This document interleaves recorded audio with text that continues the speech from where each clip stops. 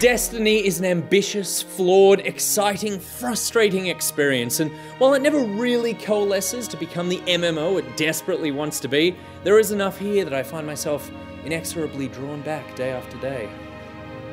Oh wait, hang on a second, that's my review for Destiny 1. Destiny 2 is an ambitious, flawed, exciting, and frustrating experience, and while it never really fully coalesces to become the MMO, I may as well just use the first one. You play a member of a Jedi-like order called Guardians, who possess a power called Light, which they use to fight the baddies that are threatening the peace.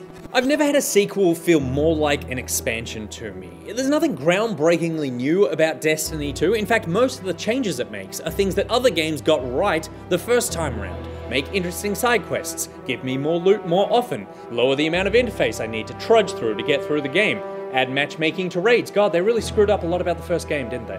I have a fairly lukewarm relationship with MMOs. For a long time, World of Warcraft was king, so every other MMO sought to copy that format, and it became a kind of played one, played them all scenario. Level grind, fetch quest, escort mission, raid, loot, grind, repeat. But that all changed with Destiny. It's an MMO and a first-person shooter, set in space, made by Bungie, the people that made Halo. And look, the first game was good, but it just lacked personality, I felt. But here, the storytelling is so much more compelling. The sequel works so well for me because it has flow. Campaign missions unlock adventures, which is a new side quest system, which is fun because it feels like considered mission design, not just kill X amount of things. Lots of this content is an evolution from the first game's modes, but why is it better here? Because it's easy to find and satisfying to complete. It's not rocket science, but it's definitely a big step up from the first game. I do feel like there are a lot of your stock standard quests in here, sure. Repair the beacon, wipe out the enemy, but there's also some fantastic humour with great writing and wonderful performances. It's not perfect though. For me, the worlds, although beautiful, still feel empty. They're just wonderful, sparse environments filled with aliens just milling around, waiting to kill you. And while the story in Destiny 1 was pretty much non-existent, the story in Destiny 2 is certainly here. It's just a bit shit. I will say that the lore can be a little bit tricky to follow, so you play a Guardian who has the Light.